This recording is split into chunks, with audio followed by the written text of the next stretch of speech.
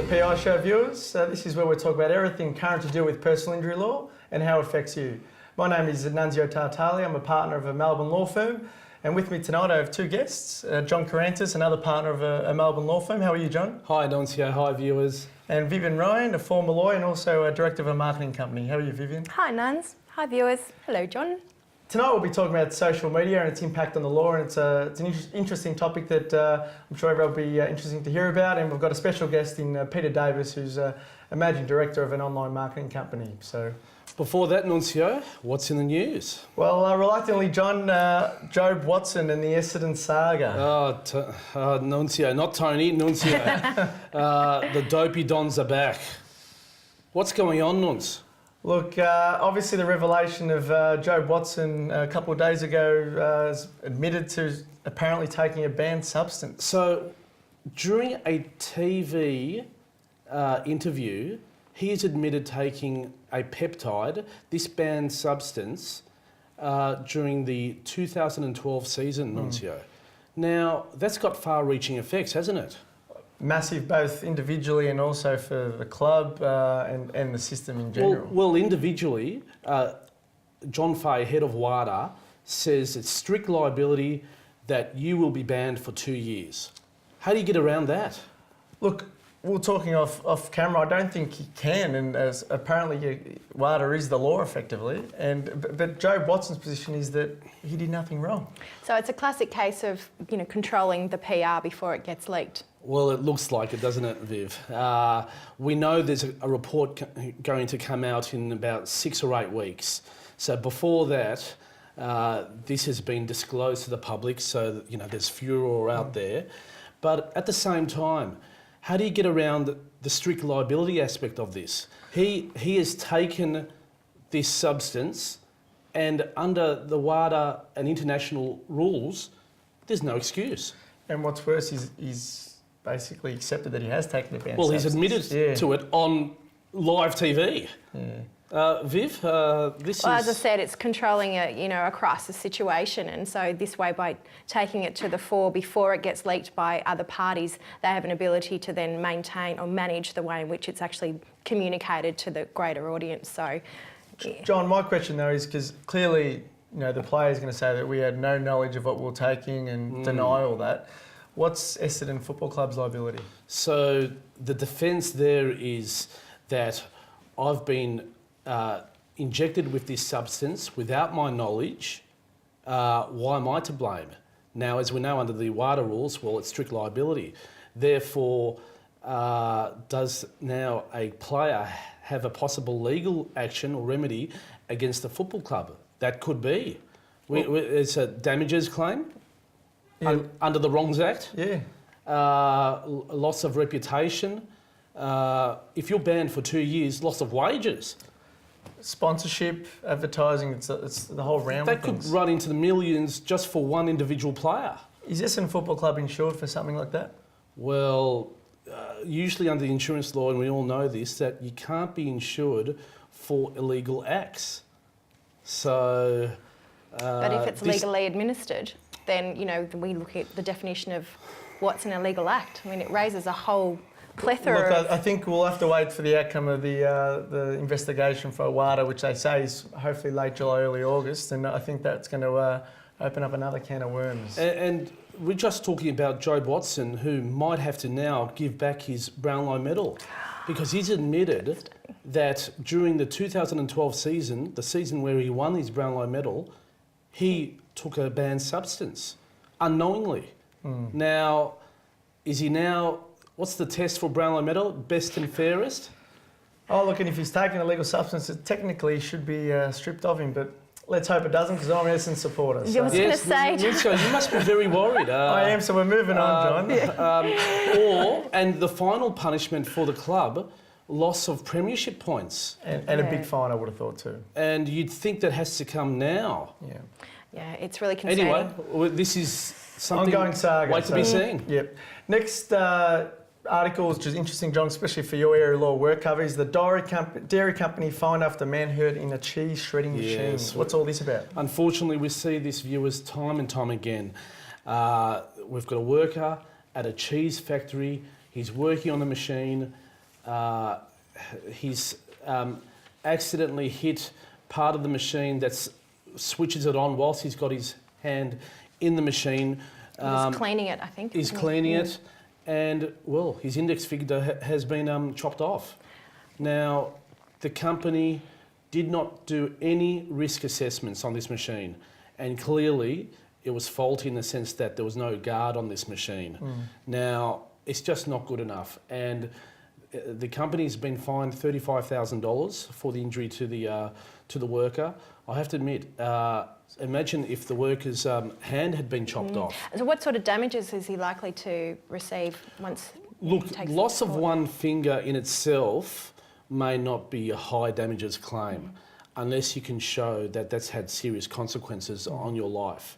At the same time, if he can't play golf ever again, and he's a keen golfer, if he can't play tennis ever again, or if he was a pianist at night and he can't now play the piano, then that is that could be potentially a big lump sum claim. What are the workers' entitlements by way of putting a claim in, damages claim? What should he be doing? Well, claim looks like it has been lodged here, accepted. He's entitled to weekly payments of compensation should he not be able to work. Medical expenses will be paid for by work cover, literally for life, as long as they're reasonable medical expenses and they're related to the work injury. And then potentially there's a no-fault benefit. And in this case, clearly it's not his fault. And also, as we said earlier, a damages claim for at least pain and suffering, and maybe for economic loss, past and future, if it can be shown he can not work again, or he's lost more than 40% of his pre-injury earnings.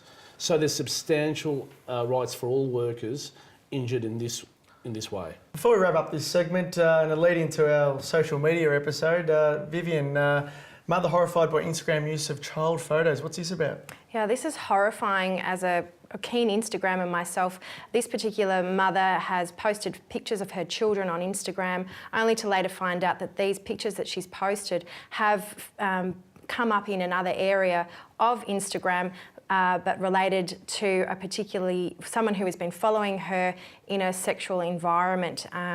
It's really, really horrifying. It just leads itself to the fact now that when we're posting pictures or whatever videos on any of these applications, they're actually open to other people accessing them if your if your privacy settings aren't actually clicked, so that people can't, not everyone, it's not open to the whole public to be viewing. Welcome to the new world. Yeah, it's really, really scary. So I think this mother actually contacted Instagram and asked what they could do about it, and they did act accordingly over some time. But yeah, it really sends alarm bells for all people. Look, we'll speak more about all the social media and its impact after the break. But viewers, if you've got any feedback or questions, please go to our Twitter or Facebook pages, and we're happy to answer any queries you may have. But we'll be back after the break.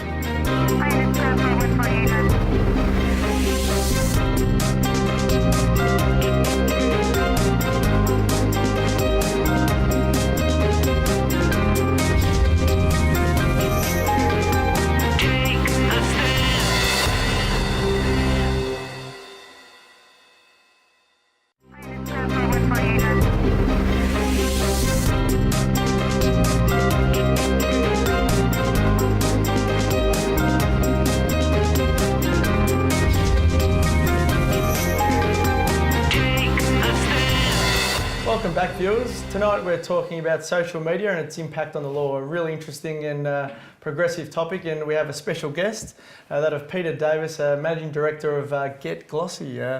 Peter, welcome, and welcome to the show. Thank you very much. Do you want to tell the viewers a bit about what you do and the company? Yeah, so essentially the company that I run, Get Glossy, helps brands get the best possible results out of social media platforms. Whatever the platform is, we're there to talk on behalf of brands and help them connect with audiences.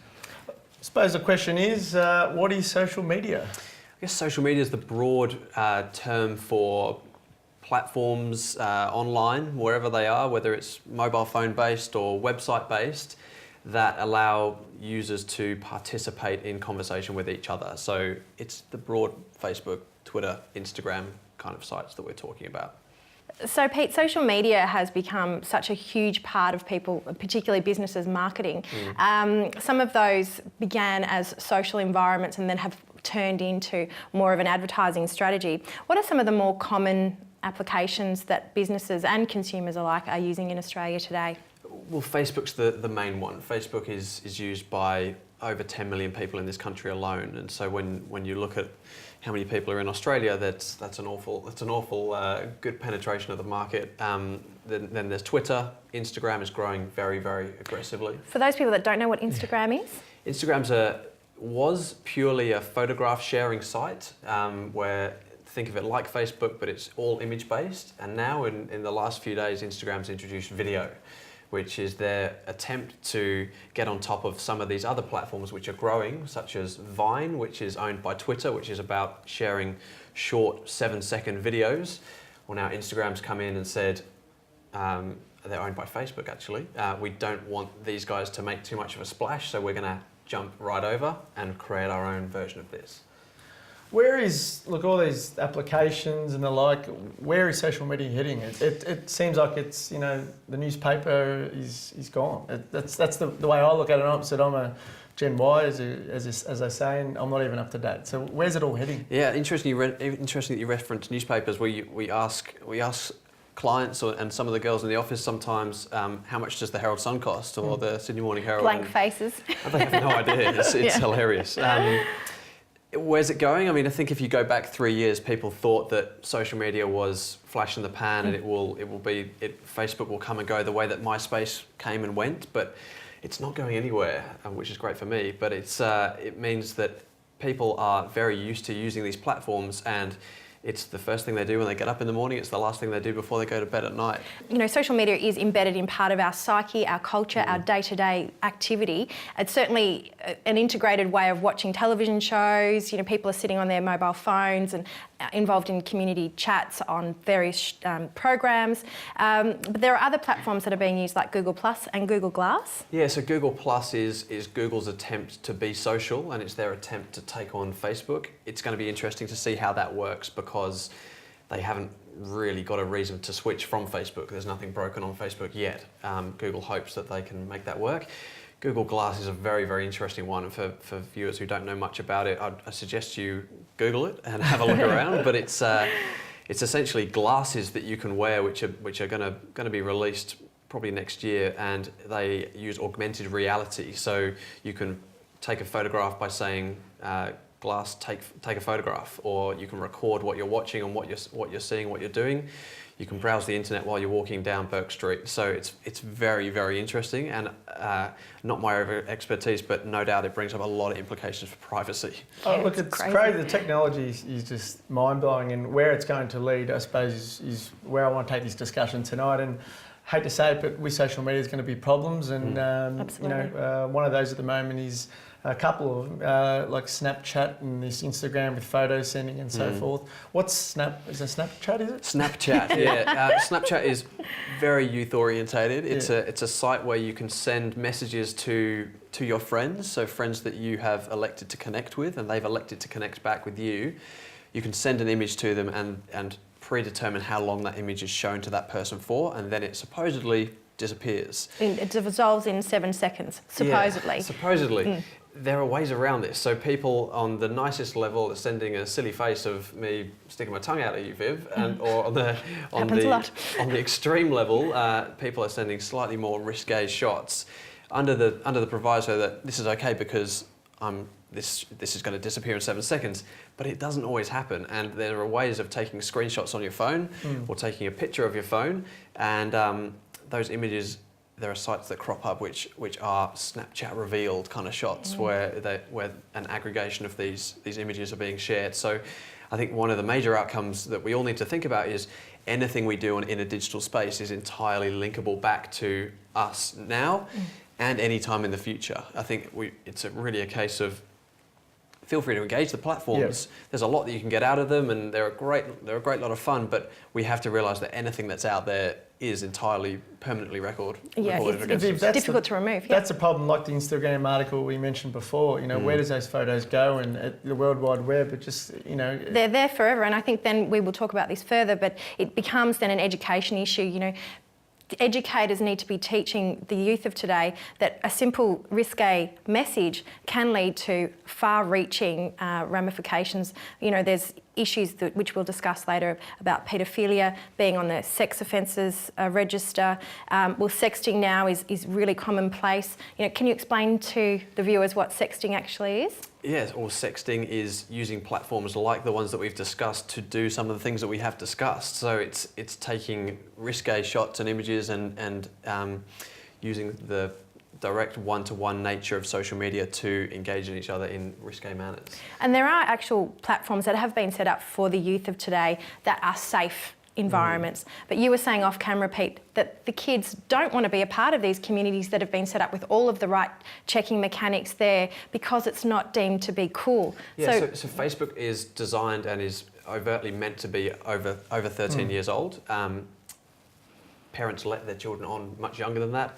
There are also platforms that have been designed, as you mentioned, to appeal to those younger audiences. The problem is Kim Kardashian's not on that platform sharing pictures of what she's eating for breakfast, or Lady Gaga doing the same. So kids want to be on a platform where they can engage with their idols. it's popular. And it's the mainstream. Pop culture. It's the mainstream channels. Well, the problem is, though, you talked about education before, but with these social media platforms, are the schools going to educate? Well, are they across the technology? Well, they're not. It's moving at a faster rate than any of us can have even conceived. You know, it's a moving landscape, and unfortunately, principals who are in their sort of 50s and 60s are out of touch a lot of the time. So I'm not sure how we get around this. I mean, do you have any suggestions on how we can involve the children more? And it has to be an education. Peter, we'll have to do this after the break. So this is a Tony Carbone mannerism stepping in, but we'll do it after the break. We'll talk about that and its impact on the law anyway.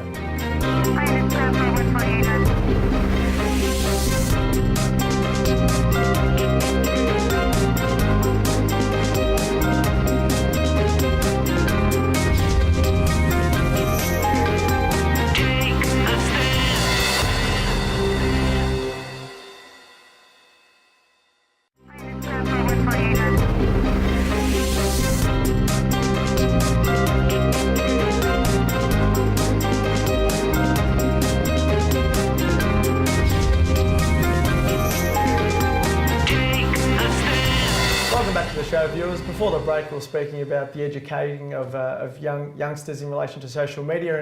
And Peter, what's your views on how to educate the young of today, youth of today? Yeah, the tricky thing is that most of the social media interaction takes place on devices that people have in their hands. So if you give your child an iPod Touch, or even it doesn't even have to be a phone, just has to have internet access, an iPad, something like that, they can do whatever they want. So it's really going to have to be, it's education at home. I'd love to see a program through schools, but it's really going to have to be that. What can I do to help my child? And there's some new proposed legislation in order to create new offences for sexting activities. What are those? Some of those proposals? Yeah, the Law Reform Commission has proposed changes which in the next, I think, 6 months, the government has to decide whether to implement those reforms. But it's going to be around sexting and basically making it an offence to do so.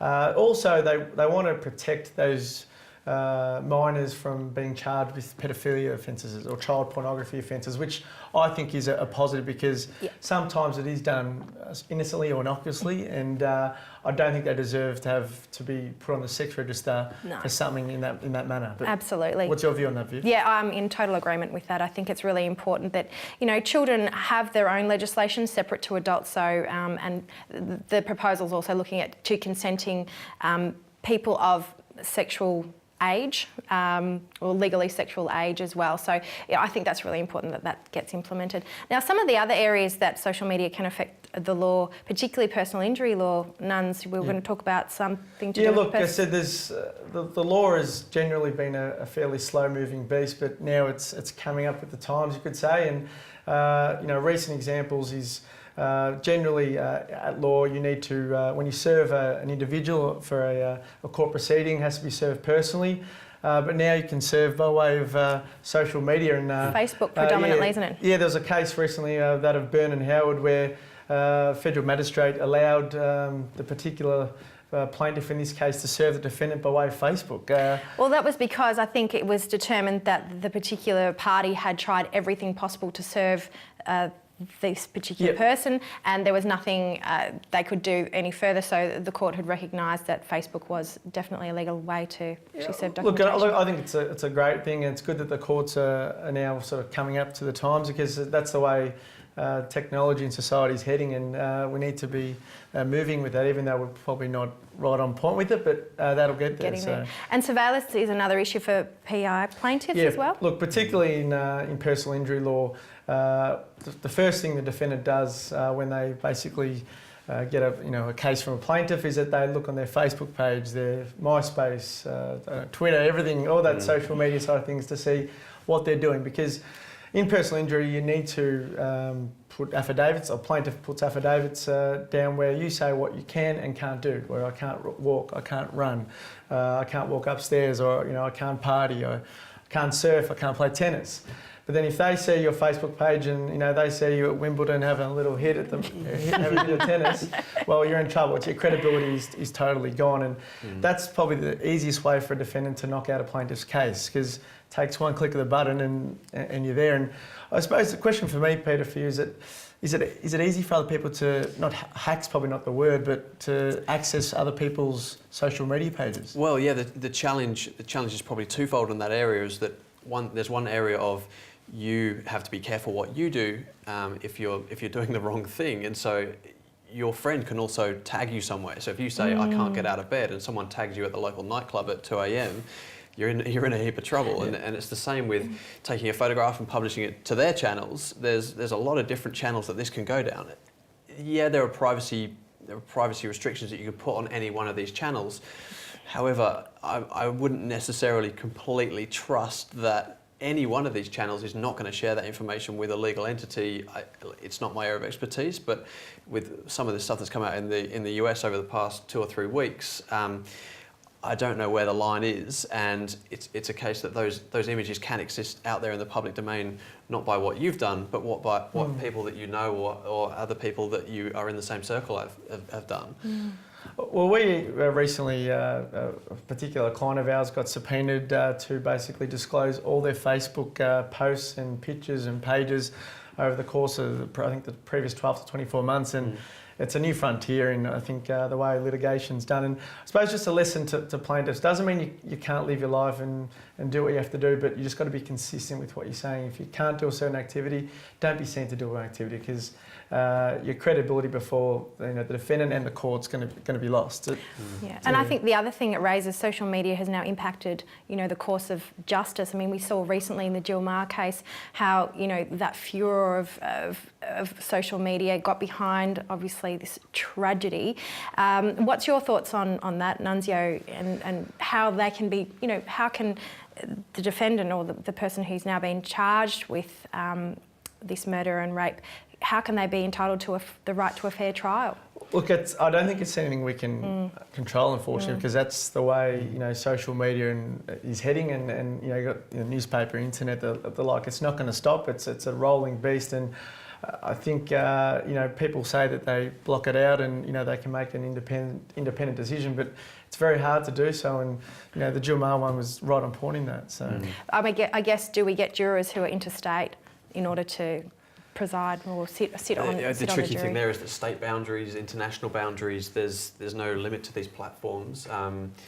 Anything you say in any given platform is not restricted to that individual locale. And that's a scary part of social media. And look, it's a great part because you can get your message across, and it's a great form of communication. At the same time, you can be overseas and one click of the button on your phone and you're up to speed with what's happening. So it also calls to question the defamation laws, and then potentially, raising the issue: do we then introduce a privacy tort. Nunzio, what's the situation in relation to defamation? I mean, there was a couple of cases. Yeah, well, look, I'll briefly mention, but there was a case of Truckula, which is a recent decision in the Supreme Court, and basically it was determined that Google was deemed a publisher of this material, where the plaintiff was alleged to be, I suppose, mingling with underworld figures and obviously instituted proceedings on that behalf, and he was found to have been defamed and received over $200,000 in compensation. But Google were aware of the publications and did nothing about it. Once on notice, and the court found that they were deemed the publisher. So it just puts these people on notice. Google and Yahoo, they have absolute, they've got an opportunity to ensure that they're not going to be liable in these circumstances. It's tricky where the responsibility starts and ends. That's right. So look, it's a really interesting topic, guys, and I'm sure it's one we'll come back to again. But Peter, I'd like to thank you for coming on the show. It's a pleasure. Thank you very much. I'm not that savvy with IT, so it's great to have an expert in that area. So, and Vivian, thanks a lot. And look, thanks, guys. Well, interesting topic, social media. So if you've got any questions, please contact the lawyer in that regard. And if you want to watch any further episodes of the PI Show, you can locate us on YouTube. And as Tony Carbone would say, stay safe and see you next week.